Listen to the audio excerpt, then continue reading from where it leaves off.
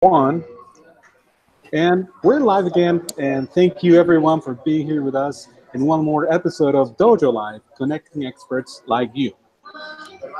And today we're going to be speaking with Gil Allouche. Gil is the CEO of Metadata.io, which is an automatic account-based advertising platform. And of course, Gil is going to be telling us all about it in a minute.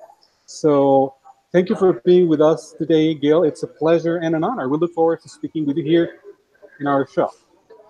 Okay. And before I pass on the mic to Gil, thank you, Matt, for being here with us, and thank you, Dulce, as ever. And I know we're going to have a great time with Gil, speaking about, let's see what today's topic is, to make marketing automation automatic. So that should be fun, right? Cool. Absolutely. So Gil, welcome to the show, and I'd like to start off by asking you just a couple of things. Tell us a little bit about you, and tell us about metadata, please. With pleasure, and pleasure to be with you guys here. So my name is Gil Allouche. I'm originally from Israel. I'm a software engineer in my training. About 11 years ago, I came to the US to do graduate school, to do my MBA. And after that, I spent about 7 years running marketing departments for a few tech companies. And after running marketing for 7, 8 years, I realized there are many, many different manual tasks that marketing folks, marketing professionals like me, need to do on a day-to-day basis. Lots of manual, technical, mundane tasks that are kind of boring, repetitive, and very hard to do on a day-to-day because it's very hard to scale them. And so about 3 years ago, I founded Metadata.io, which essentially is a platform that automates all of the technical mundane tasks that you have to do as a marketer. Today, marketing is becoming 90% digital. You know, vast majority of the work that you do is on the internet, advertising, email marketing, so on and so forth. And so what we're doing here at Metadata is we built a platform, a bot, if you will, that automatically runs all the technical mundane tasks, all the campaign related tasks for you so that you don't have to do it in a manual fashion. Thank you so much, Gil. I appreciate it. So that's about you. That's about metadata. And I'd like to pass on the mic to my teammate, Dulce. Dulce?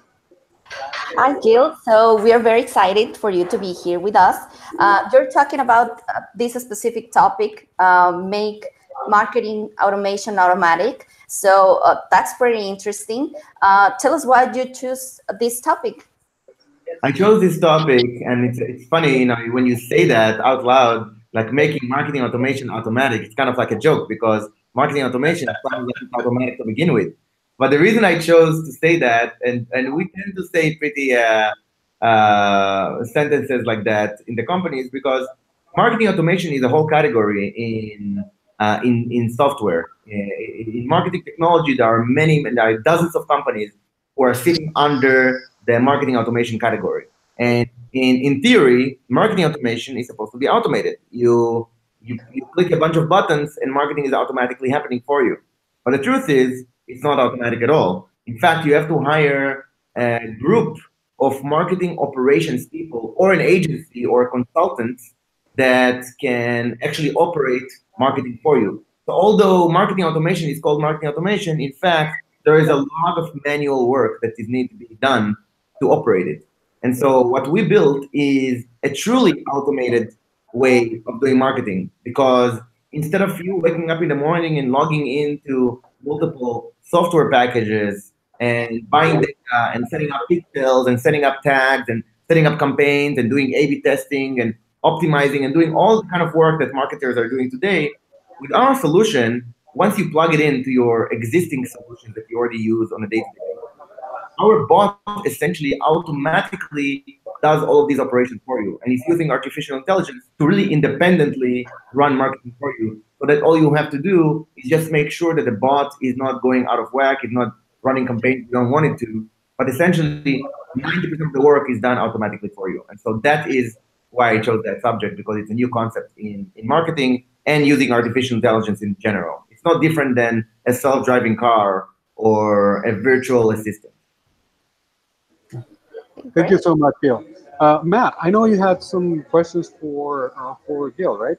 I got a bunch of questions. So you said you worked at companies here in the Valley, and I noticed that you worked at Cubal, or I think it's pronounced Cubal. Yeah, Cubal, that's right.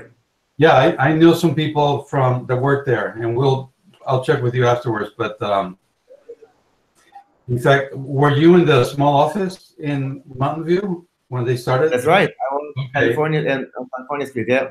Yeah, right across the street, right across the hallway, you have Watson, and that's one of our clients as well. And they're using machine learning as well for their software. But so it's interesting. It's a small world. And now you said artificial intelligence, but is it more machine learning, or what kind of technology are you using? Yeah. So we use 3 different models in our platform to make marketing automation automatic.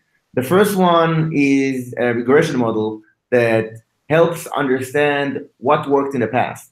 It essentially dives into your existing technology that you already use, and it tries to understand what types of companies did you successfully sell to your deals, what kind of companies did you sell to your fast deals, your large deals, what kind of people did you actually have to touch in order to close a deal, like talk to and have a conversation and exchange emails with and meet. We also learn similarly what kind of channels did you successfully use in the past. Was it Facebook, LinkedIn, was it programmatic retargeting? Model that's looking at the past? Yes, exactly. Looking at the past, understanding what worked, and then based on that, trying to predict what will work in the future and coming up with a plan of campaigns that are likely to succeed. And then we have another artificial intelligence model that, like you said, is based on machine learning that essentially uses that prediction and starts executing campaigns, and then use experimentation to see which campaigns are yielding good results and which campaigns are not yielding good results. And usually the 20-80 rule applies. 80% of the campaigns are being eliminated, but 20% of them are yielding results that are 10x what you would be doing with manual efforts. But for instance, in our case, if you look, we use GitHub, and not GitHub, I'm sorry, HubSpot. I always confuse those two.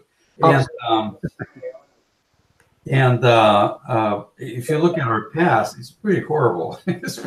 I mean, the past is going to tell you what not to do, right? It doesn't help you with any future. Well, it helps you knowing what not to do. But so does the model suggest its own? This other model, the execution model, does it suggest its own solutions and things like that, or how does it work? That's a good point. So what you're saying is that many times in the past you ran the wrong kind of campaigns, and if you're basing your future based on those campaigns, you won't be successful.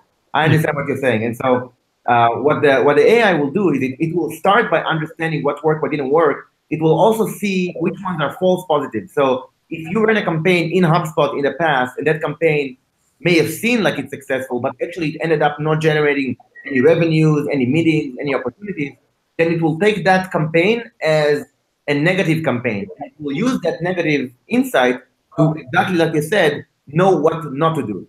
Okay. If a campaign that was successful, it will rank that campaign as a successful one, and then based on that, it will make some assumption that you should try that campaign in the future. But the machine learning piece, where it understands what worked in the past, is just a starting point. Once the artificial intelligence operator actually starts running campaigns for you, at that point, you're getting real-time data from actual campaigns that it's running at the moment. And so the moment it starts running campaigns for you, the data that is coming from those campaigns, that data to keep reiterating and figuring out what is the best combination of your digital marketing to make your business successful. So it uses the past data for a starting point, and then it starts executing and uses the real-time data to keep forward. So the model trains on my data, basically. Is that what you're saying? Correct. The model trains on your data. It does also take advantage of all the rest of the campaigns that metadata is running across the board. So for example, just in the last quarter, metadata artificial intelligence ran about 30,000 campaigns. So the 30,000 and first campaign, like the next campaign that the AI is going to do, is going to take advantage of all the past campaigns it already ran. So you're also using aggregated data that you collected from. Oh, that's great. That's so great. Okay. Okay, I'll buy it. All right, go ahead, Dulce. If you have any questions or anything. Sure. I'm very interested to know who are your customers or what kind of companies work with you. Yeah. So we strictly serve the B2B market. So we don't work with any consumer brands. So we don't work with companies like Coca-Cola, but rather we work with companies like Intel, Sugar CRM, Nutanix, Ping Identity, companies that are business to business in nature. Many of them are software or high-tech companies like hardware, telecommunications, software, infrastructure, etc. They usually have an expensive, complicated product. It's not something you just buy off the internet with a credit card for like $100. It's more like a piece of software or a piece of infrastructure that may cost you 150 grand. And so it's not really a quick decision. It's called complex sales process. Usually there are multiple people involved in the deal. You have to give different people different types of information. Usually takes multiple weeks or multiple months. And so those complex sales for companies are very hard to crack. And so our marketing finds all the pieces in the puzzle to make it work, and then start executing mid-market to enterprise, high-tech, software, infrastructure, telecommunication, financial services. Those are our companies, and we usually work with the vice president of marketing or the vice president of demand generation that is in charge of building a pipeline of prospects for the sales counterpart to close them as customers. Okay, great. Thank you. So is that what the third module does that way? Because we talked about the first two and not about the third, but is that the one that then makes the bids or whatever helps you with that part? That's exactly right. So the third model that I didn't mention is that model that goes into the actual channels like Facebook, like LinkedIn, like programmatic display advertising, like retargeting, etc. It will go and start executing campaigns for you. It will use the API so that you don't have to log in and click a bunch of buttons. It will automatically set up, instead of you setting up one campaign in an hour, the AI can run 1,000 campaigns in a day or 100 campaigns in a few hours. And so it has the capability to scale a lot faster and also look at a very, very large database of signals that it gets back from the campaign. How many impressions is it getting? How many clicks? How many conversions? What's the quality of the conversions? Because the AI is actually connected to your systems, your HubSpot, for example, we have a native integration with HubSpot. We have a native integration with Salesforce. And so once a lead is generated, let's say I'm targeting you and you see the ad and you click on it and you put your personal email and you start reading an ebook that we advertise to you, your personal email is now converted to a corporate email. And now the rest of your information is being tagged, your job title, your company, is being pushed to your marketing automation system automatically, to your HubSpot. Then based on yourself, if you're qualified and you're starting to go to the website and download a bunch of other stuff, your lead score goes up. Metadata sees that and says like, okay, this lead is doing well. That means that campaign that generated that lead is a good campaign. And then it keeps following up. Maybe now there's an opportunity with you. Maybe there's a booking. Maybe you actually close some business thanks to that lead. And so based on those signals, the campaign gets higher scores or lower scores. If they get a low score, very low, they get eliminated. If they get a very high score, it gets more budget, and then new derivatives, new clones of that experiment and that campaign is being initiated to keep optimizing that operation. And then the first model will learn that and pass it on to the other guys, right? Exactly right. That's I'll tell you. So I see the part about eliminating a lot of what the manual part of marketing automation is, because it's mostly manual. So automation just meant that it was put in a computer instead of being done by hand. Right. Yeah. That's the vast majority of marketers. That's what they do. Yeah. Okay, we have a question.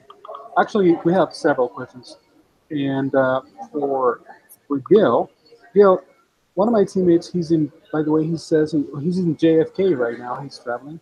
And he has a question. He says, the artificial intelligence marketing space has a few strong players. What makes you unique, and why should that matter to clients? That's a very good question. So the marketing technology space indeed is very, very busy, very, very crowded. The other artificial intelligence players in the market, like LeadSpace, Mintigo, Gong, Chorus, they all focus on very particular areas. For example, Mintigo does a fantastic job understanding based on past sales, who is your ideal customer profile. They do that job extremely well. Chorus.ai goes back into your sales conversation, transcribes them, and tells you which conversations are doing well, which sales calls are doing badly, and what kind of characteristics that you need to have in order to have good sales calls. Doing a fantastic job on that. Gong.io does exactly the same work. So those give you insight on the past. What differentiates metadata from those players is that metadata doesn't only give you insight on what works but doesn't work, it actually executes instead of you. So if you were to compare it to the automotive industry, the difference is between a machine that will tell you, oh, be careful, you have to stop, or you have to take a right, like a GPS. It gives you kind of instructions what to do, versus a Tesla that does it for you. It doesn't ask you to take a turn right, it just takes a turn right for you. So that's a big differentiation, that our artificial intelligence operator executes based on the insight and doesn't just give the insight for the human to execute. Thank you so much, Gil. We have another question from Tulio. And the question is the platform for below the line campaigns and above the line? So I'm assuming, and how does it learn above the line when you don't have specific customer data? That's a very good question. So in order for the AI to actually build a model to tell you who to go after and what channels, so on and so forth, it actually needs to have some data. So if there is no data whatsoever, no customers, no opportunities, none of that, there is no starting point. The starting point will be blank. But the moment you start working with the platform, it tells her, okay, I don't have any customers, but I know I want to go after companies who are using these technologies, or companies who have expressed buyer intent for this particular category, or companies that are in this industry and in this group and in this and then we'll start executing campaigns, and then based on the response from those campaigns, people know whether it's doing well or if it needs to change the direction. Thank you so much, Gil. Well, we have a few more questions coming in, but Matt, Dulce? So what is your revenue model, I guess, your pricing model? Is it a SaaS kind of a service, or? Yeah, it's software as a service, exactly. It's a recurring model where you pay for the license of the software, and you also get together with it a big data component.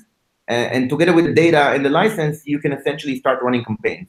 And if you do really well and you're starting generating business because of those campaigns, you may triple, quadruple your investment. And as you give more and more budget to the platform, your fee might go up. Okay.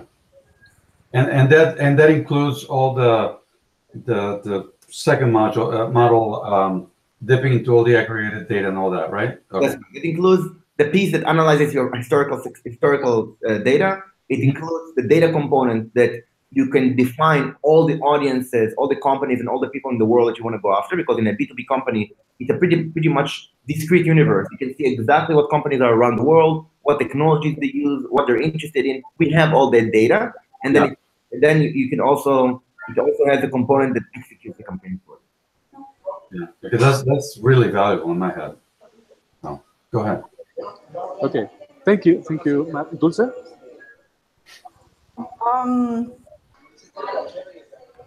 I don't think I have any questions.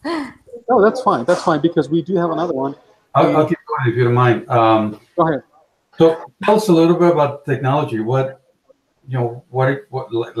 stack do you use, and how long did how long did it take you to get to a point where it was your MVP? The thing was working, not perfect, but it was at least cranking stuff. Yeah, so that's a very good question, because with AI, people use artificial intelligence all the time, but at least in our case, in the beginning, there was an AI component, but there was a lot of professional services component meaning there were minions in the background that were actually doing a lot of the work to make sure the software is working until it got to the level where the confidence in the AI is high enough to let it do things on its own. So it took us, I would say, about a year, maybe a little bit more, to get to a minimal viable product where we have customers on the platform using it and seeing good results. And it took us about another 8 or 9 months to really get to GA, where we now are very comfortable. It's a stable product. Customers can use it at scale, and it's working. Like the fact that we ran about 30,000 campaigns in the past quarter is a proof of that, because in the first quarter that we launched in the first quarter of 2017, we only ran about 100 campaigns. So that was kind of the limit for the AI back then. So it scales. I mean, that's a nice thing, right? It scales when it says you want. Okay, good. Thank you so much, Mike. Okay, we're about to approach the final minutes, the final segment of today's conversation. So I would like to ask you a couple of questions regarding a different view of metadata.io. And can you tell us a little bit about your company culture a little bit? What are your guiding principles? So our company culture is very open. The company is flat. There's no hierarchy per se. You can go in and talk to anyone about the kind of work you need to do. We're pushing for moving fast, making decisions fast, executing quickly. We're very much customer focused. So even if the customer is asking us something that is not in the platform, or is asking us for some advice or strategic help, or they need to meet, or anything of that sort, we're very much aligned around that. If it's sales that follows up, even after they win a customer, they constantly follow up to make sure the customer is happy. We have a customer success culture that makes sure the customer is successful, so that he continues using the product. Outside of that, we're a fairly kind of strong cohort of individuals. We go out at least once a week together, whether it's to eat something or to drink or some kind of activity. Like we went to San Jose the other day to do what was it? Like the guns, like the colorful guns we can just shoot each other for fun, or other activities that we take. So we have a very open culture, move fast and break things, kind of like the classic software startup scene, and then have no ego. And then one of the more important things is that when we take actions in the company, we take it from we don't mind taking risks. So if there's an opportunity ahead, even if it means working harder or taking some risk with the technology or something like that, we're comfortable taking that, because the risk reward is something that plays to our favor in a small startup. Yeah. Perfect. Awesome. So, thank you, Gil. Well, I have two more items that I'd like to ask or comment while we're having this conversation. But Matt, anything else for Gil today? Well, I have more of a so how do you see your future? Not I mean next 10 years, but like the next year and the next 2 years and things like that. Whatever you're comfortable with. But where do you see the company going, other than obviously scaling to get more clients and stuff like that? But any other service or anything like that you're envisioning? Yeah, so there are a few things. So first of all, in terms of the software itself, the product itself, our goal is to go into other channels, so automate not only paid media and advertising, but also automate email, automate direct mail, automate a lot of pieces, landing page creation, a lot of pieces to really take ownership on all the technical mundane tasks. Right now, we're covering one major channel.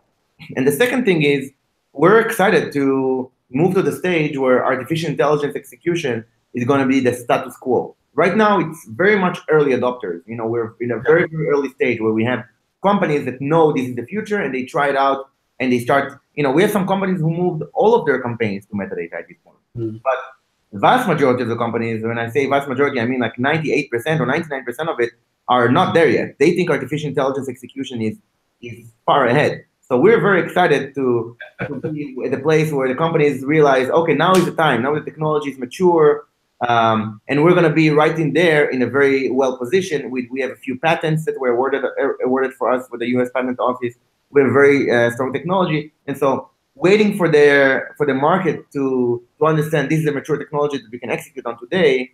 That's a very exciting place for us to be. Yeah, I'm old enough that I've been through many of these transitions, and particularly the one from to the internet, right?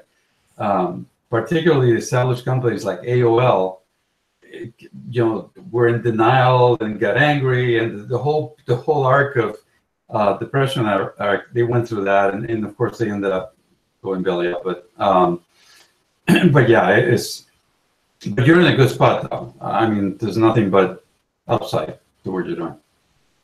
Thank you. Thank you, Matt. And, well, I only have a couple. We're about to wrap up today, so I have a couple items that I'd like to run by you. And this is more on the philosophical side of the equation, so to speak. Okay. And if you had to start over, what would you do different? You have been in business for 3 years, if I recall correctly. So if you had to start over, what would you do differently and why? Oh man, that's a loaded question for more than 2 minutes.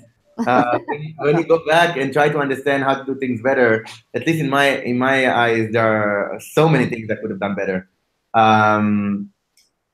I would say the first one would be to take a little bit of time and really understand, because we pivoted a little bit in terms of what types of customer do we exactly need to serve.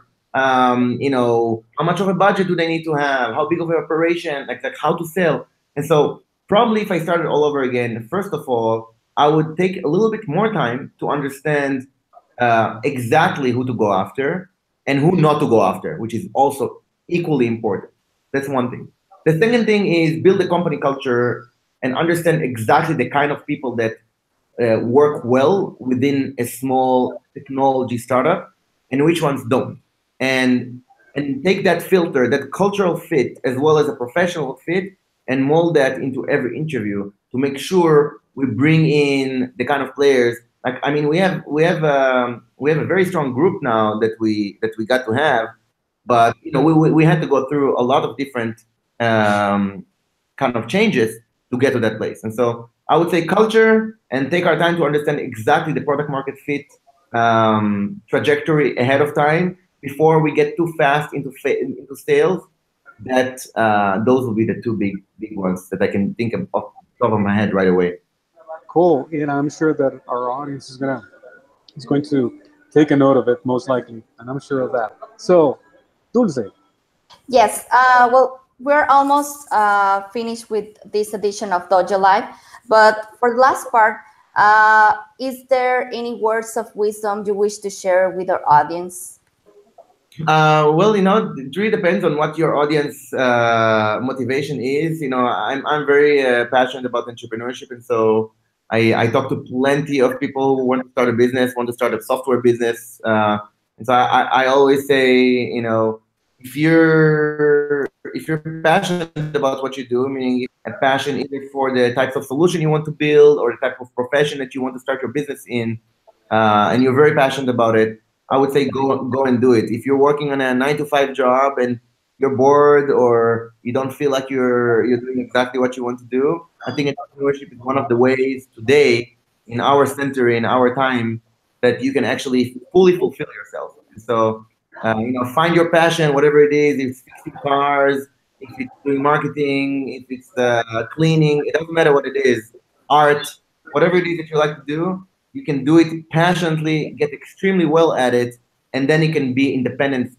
Start your own business, start a consultancy, what have you, and the money will come and follow. So that's the one thing I really want people to think about. Yeah, sure. Thank you. And the way you speak about your passion, it's amazing. I mean, we can totally relate to that, to the following your passion. So that's great. Thank you so much.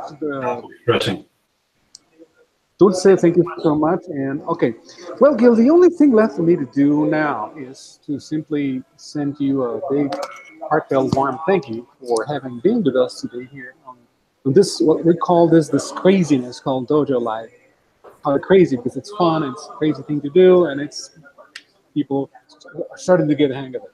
So, Gil, I'm going to ask you to stick around for a minute once we go off the air, and if there is anything else, if there are no questions from neither Matt nor Dulce, then the only thing left for me to do is, again, invite our viewers to stay tuned for more upcoming interviews next week. Actually, we don't have the topic for next week's interview, but we do have the name, Mr. Ben Moatas, the CTO of a company called Zaytech Apps. And I don't have the details yet, folks, but I will soon. Just keep an eye on our page, dojo.meershop.com, and it'll be all there. Just go to the interview section and you'll find it. Stay tuned for that. And without further ado, I'm just going to say goodbye now. And again, Gil, thank you so much. It was great. We had fun having this conversation. I hope you did too. And we're going to be connected for a long time, hopefully. And just thank you again for having shared your wisdom and your expertise with our viewers today. Wonderful. Thank you. Great an honor. Absolutely. Thank you, Matt. Thank you, Dulce. Thank you, everyone. Until next time. Okay.